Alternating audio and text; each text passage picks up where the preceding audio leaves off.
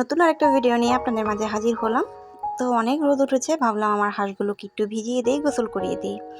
আর এগুলো হচ্ছে আরেক ভিডিওতে আপনাদের কাছে শেয়ার করেছিলাম। এই হাঁসগুলো বড় হয়ে গিয়েছে। ওগুলো হচ্ছে আরেক সাইজের আর এগুলো হচ্ছে আরেক সাইজের, মানে ধাপে ধাপে ফুটিয়েছিলাম হাঁসগুলো এক এক সাইজের। আর এই হাঁস থেকে যে ডিম পেয়েছি এগুলো দিয়ে এই বাচ্চাগুলো ফুটিয়েছি। আসসালামু আলাইকুম, রোদুস কুকিং অ্যান্ড ব্লগ থেকে আপনাদের স্বাগতম। আমি বিক্রমপুর থেকে বলছি। কাছে এবং দূরে যে যেখানে আছেন আশা করি আলহামদুলিল্লাহ ভালো আছেন, সুস্থ আছেন। আমিও আলহামদুলিল্লাহ ভালো আছি। তো রান্নায় চলে আসলাম। তো এখানে ডাল আর ভাত বসিয়ে দিলাম, আর যাবতীয় কোটাকাটি করে নিয়েছি, মাছ ধুয়ে নিয়েছি। তো ডাল ফুটেছে।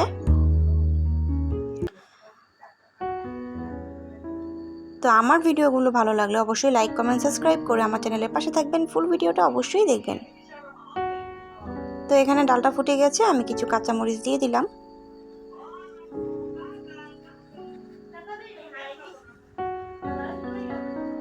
তো এখানে আমি ডালটাকে ঘুটে নিচ্ছি, সিদ্ধ হয়ে গেছে ডালটা।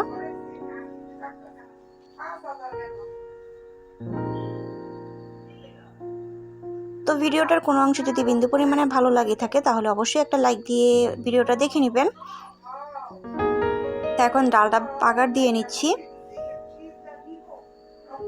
আর আমাদের বাসায় আম ডালটা খুবই পছন্দ করে। যতদিন আম থাকবে, কাঁচা আম থাকবে, এই আম ডালটা আমার রান্না করতেই হবে।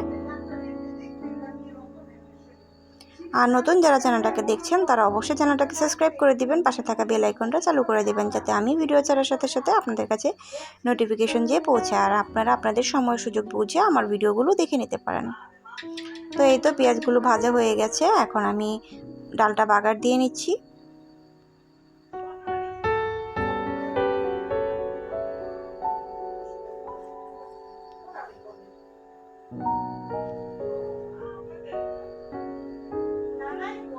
তো এখানে আমি ডালটা আবার বসিয়ে দিলাম চুলায়। ডালটা আরেকটা বলক আসবে, আর এখানে আমি আমগুলো দিয়ে দিলাম। আমগুলো আমি পরে দিয়েছি, কারণ আমটা যাতে সিদ্ধ না হয়, একটা বলক আসাতে যতটুকু সিদ্ধ হবে আস্তে আস্তে থাকবে আমগুলো।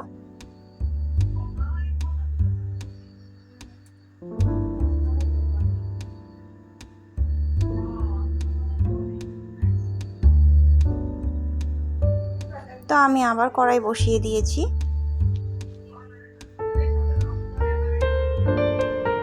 তো এখানে পেঁয়াজ কেটে রেখেছি, পেঁয়াজগুলো সম্পূর্ণ দিয়ে দিব।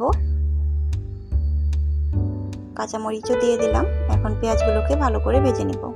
আর আমার আপুরা তো অনেক সুন্দর সুন্দর রান্না জানে। আমি আমার আপুদের রান্না শেখাতে আসিনি, আমি ঘরে যখন যাই রান্না করি আপনাদের সাথে শেয়ার করি।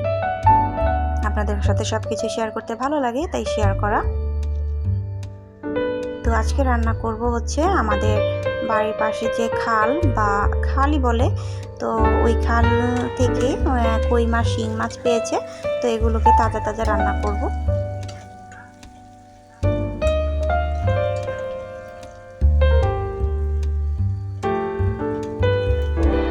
তো আপনার আপুরা তো অনেক সুন্দর সুন্দর কমেন্ট করে, তো আমার আপুদের কমেন্টগুলো পড়তে খুবই ভালো লাগে। তো এখানে আদা রসুন বাটা দিয়ে দিলাম, পেঁয়াজগুলো ভাজা হয়ে গেছে। এখন একে একে মশলাগুলো দিয়ে দিব।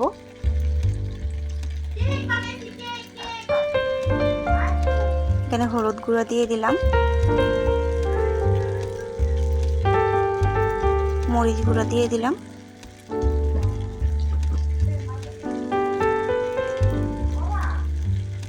লবণ দিয়ে দিলাম। এখন মশলাটাকে ভালো করে কষিয়ে নিব।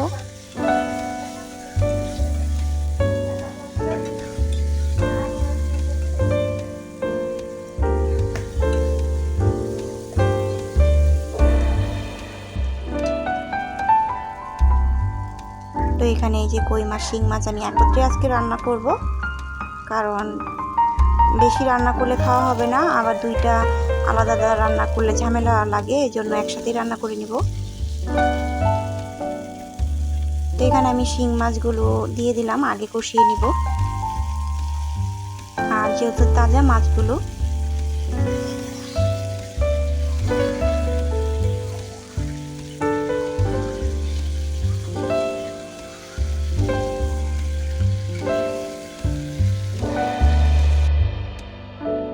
এখন আমি মাছগুলোকে ভালো করে কষিয়ে পরে একটা টমেটো আর কই মাছ 4টা আমি দিয়ে দিলাম। এখন এগুলোকে আবার একটু কষিয়ে নেব।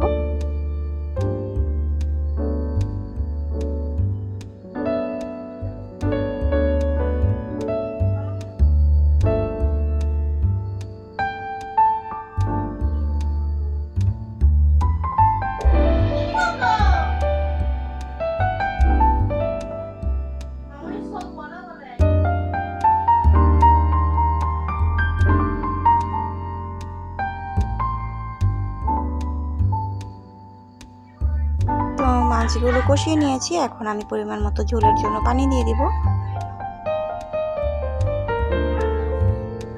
তো এখানে আমার আমডাল রান্না করা হয়ে গিয়েছে আর এদিকে তরকারিটা হচ্ছে।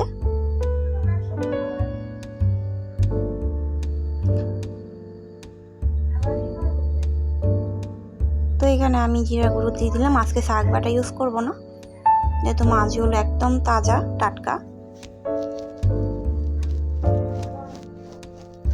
তো এখানে আমি জিরা ফাঁকি দিয়ে দিলাম।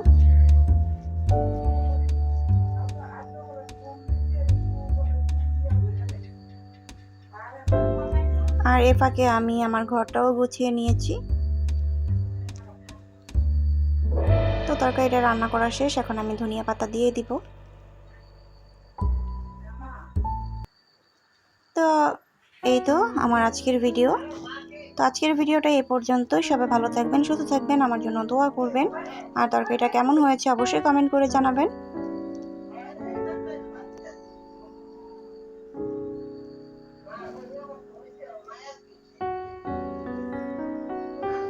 আসসালামু আলাইকুম, আল্লাহ হাফেজ।